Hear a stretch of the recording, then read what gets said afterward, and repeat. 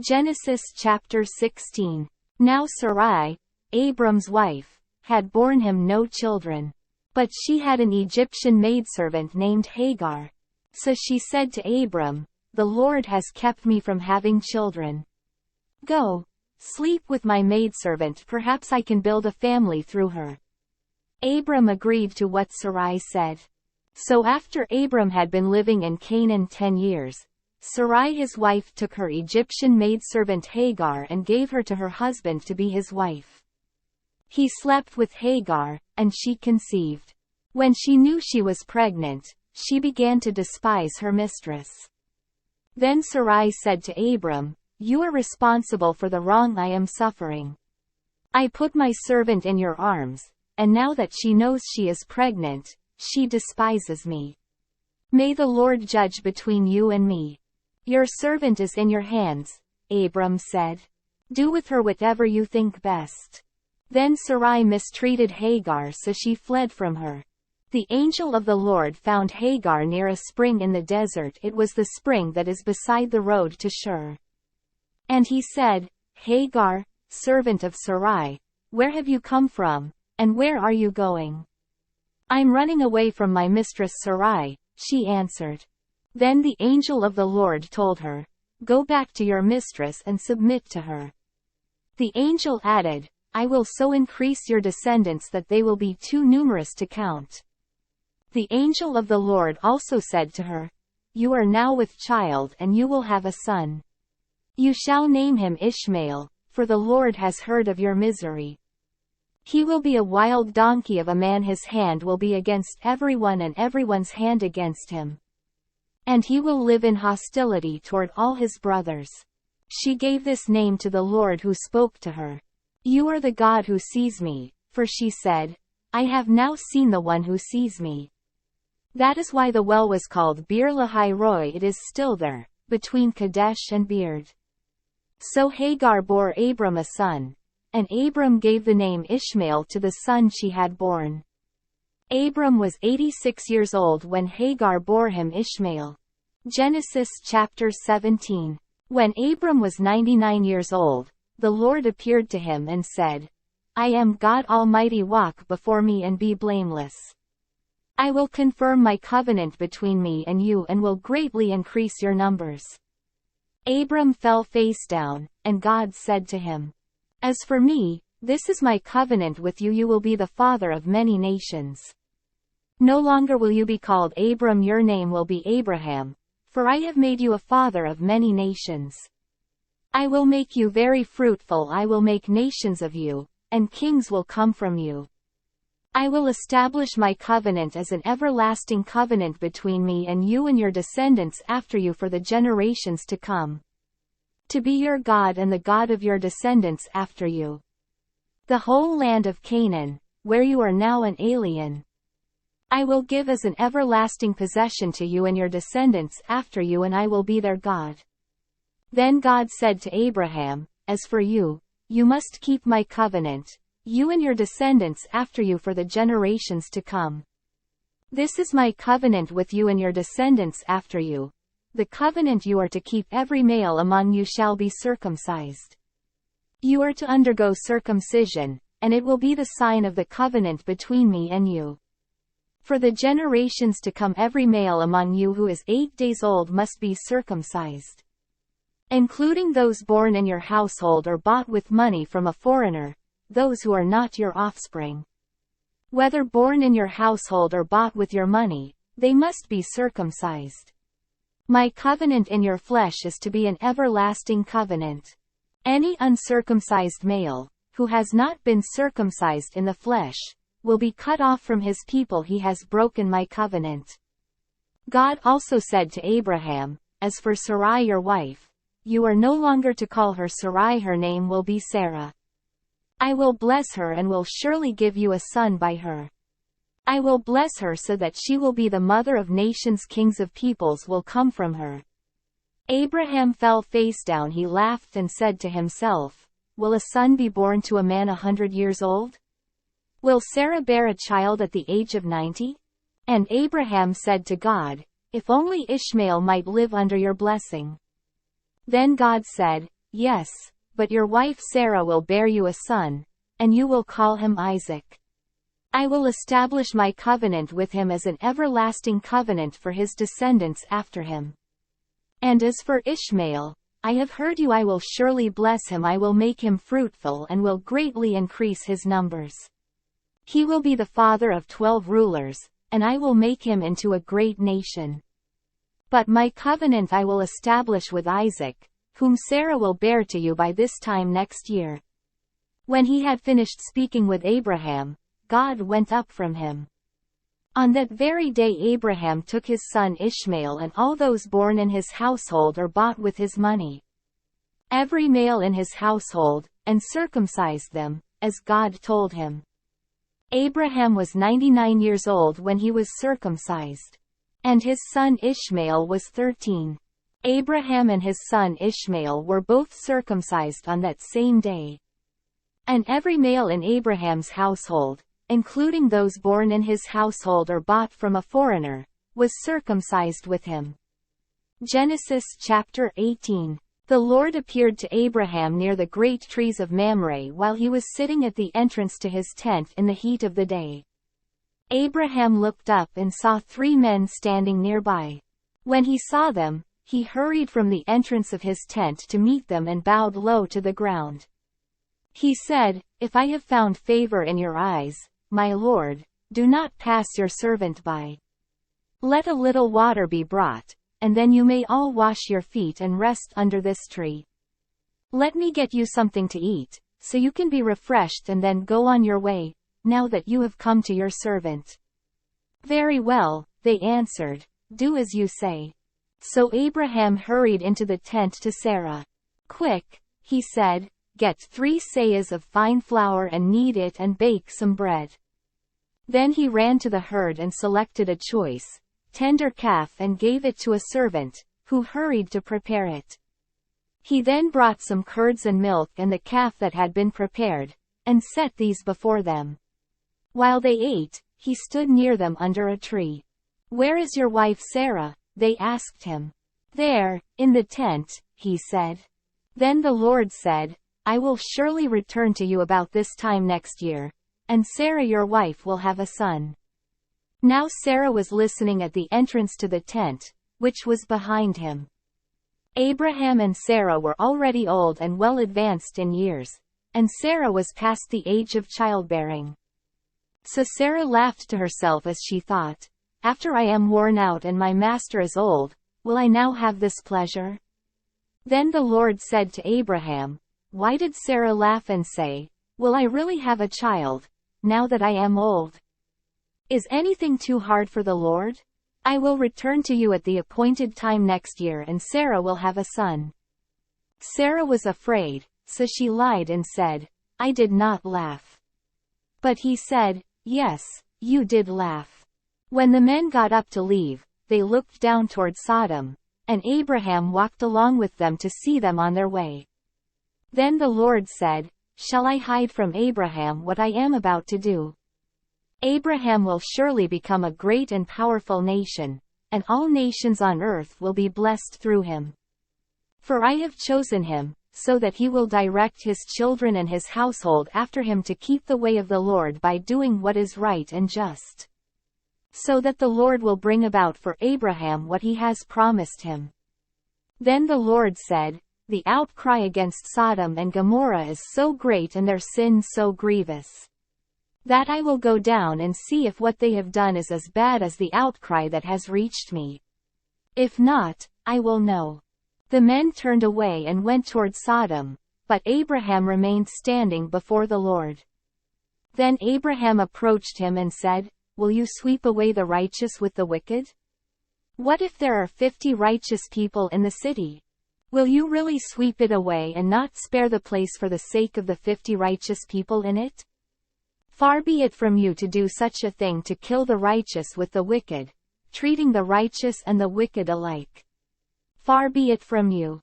Will not the judge of all the earth do right?" The Lord said, "If I find 50 righteous people in the city of Sodom, I will spare the whole place for their sake." Then Abraham spoke up again, now that I have been so bold as to speak to the Lord, though I am nothing but dust and ashes. What if the number of the righteous is 5 less than 50? Will you destroy the whole city because of 5 people? If I find 45 there, he said, I will not destroy it. Once again he spoke to him, what if only 40 are found there? He said, for the sake of 40, I will not do it. Then he said, may the Lord not be angry, but let me speak. What if only 30 can be found there? He answered, I will not do it if I find 30 there. Abraham said, now that I have been so bold as to speak to the Lord, what if only 20 can be found there?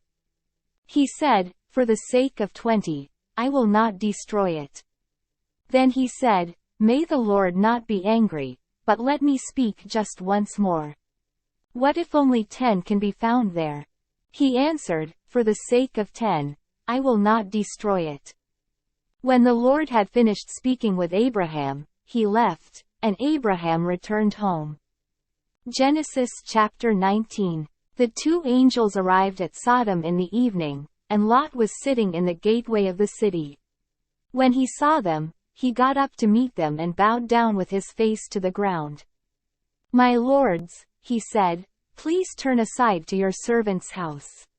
You can wash your feet and spend the night and then go on your way early in the morning. No, they answered, we will spend the night in the square. But he insisted so strongly that they did go with him and entered his house. He prepared a meal for them, baking bread without yeast, and they ate. Before they had gone to bed, all the men from every part of the city of Sodom, both young and old, surrounded the house. They called to Lot, where are the men who came to you tonight? Bring them out to us so that we can have sex with them. Lot went outside to meet them and shut the door behind him. And said, no, my friends. Don't do this wicked thing. Look, I have 2 daughters who have never slept with a man. Let me bring them out to you, and you can do what you like with them. But don't do anything to these men, for they have come under the protection of my roof. Get out of our way, they replied. And they said, this fellow came here as an alien, and now he wants to play the judge. We'll treat you worse than them. They kept bringing pressure on Lot and moved forward to break down the door. But the men inside reached out and pulled Lot back into the house and shut the door. Then they struck the men who were at the door of the house, young and old, with blindness so that they could not find the door. The 2 men said to Lot, do you have anyone else here, sons-in-law, sons or daughters, or anyone else in the city who belongs to you? Get them out of here. Because we are going to destroy this place. The outcry to the Lord against its people is so great that he has sent us to destroy it. So Lot went out and spoke to his sons-in-law, who were pledged to marry his daughters. He said, hurry and get out of this place, because the Lord is about to destroy the city. But his sons-in-law thought he was joking. With the coming of dawn, the angels urged Lot, saying, hurry, take your wife and your 2 daughters who are here, or you will be swept away when the city is punished. When he hesitated, the men grasped his hand and the hands of his wife and of his 2 daughters and led them safely out of the city. For the Lord was merciful to them. As soon as they had brought them out, one of them said, flee for your lives. Don't look back, and don't stop anywhere in the plain. Flee to the mountains or you will be swept away. But Lot said to them, no, my lords, please. Your servant has found favor in your eyes, and you have shown great kindness to me in sparing my life. But I can't flee to the mountains, this disaster will overtake me, and I'll die. Look, here is a town near enough to run to, and it is small. Let me flee to it, it is very small, isn't it? Then my life will be spared. He said to him, very well, I will grant this request too. I will not overthrow the town you speak of.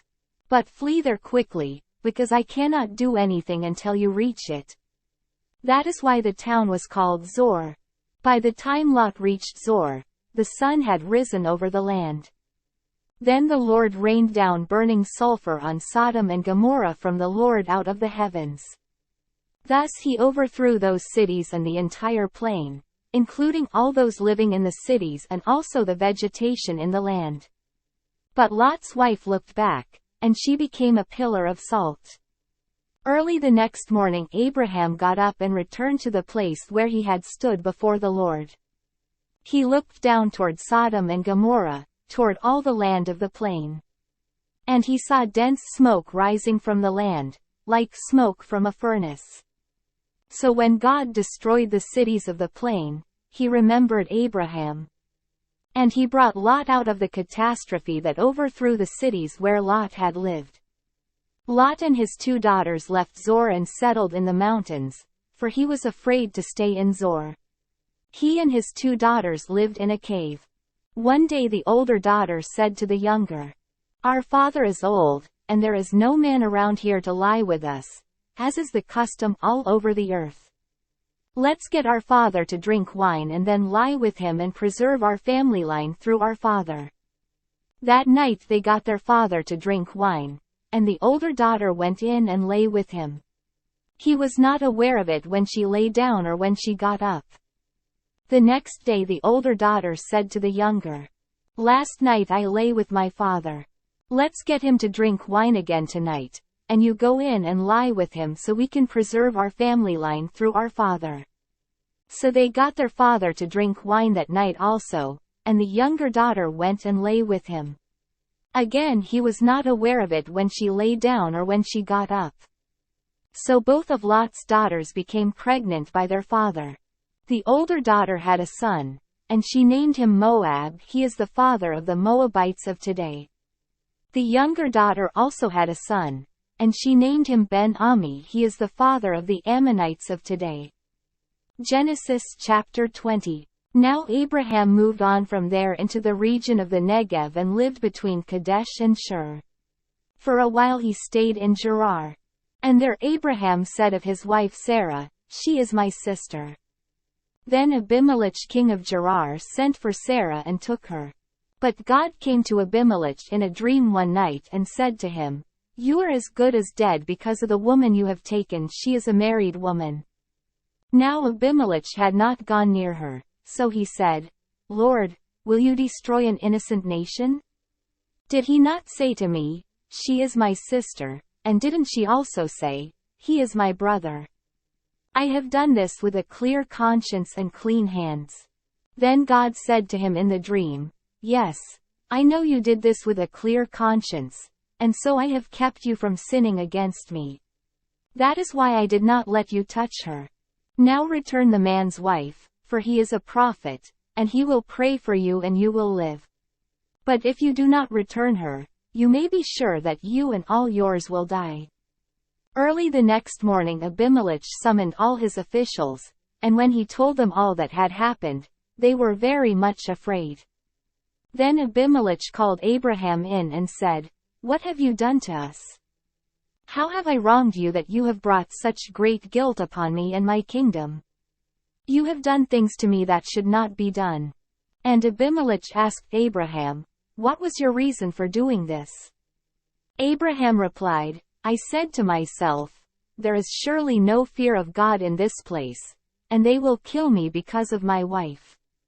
Besides, she really is my sister, the daughter of my father though not of my mother, and she became my wife. And when God had me wander from my father's household, I said to her, 'This is how you can show your love to me everywhere we go. Say of me, he is my brother.'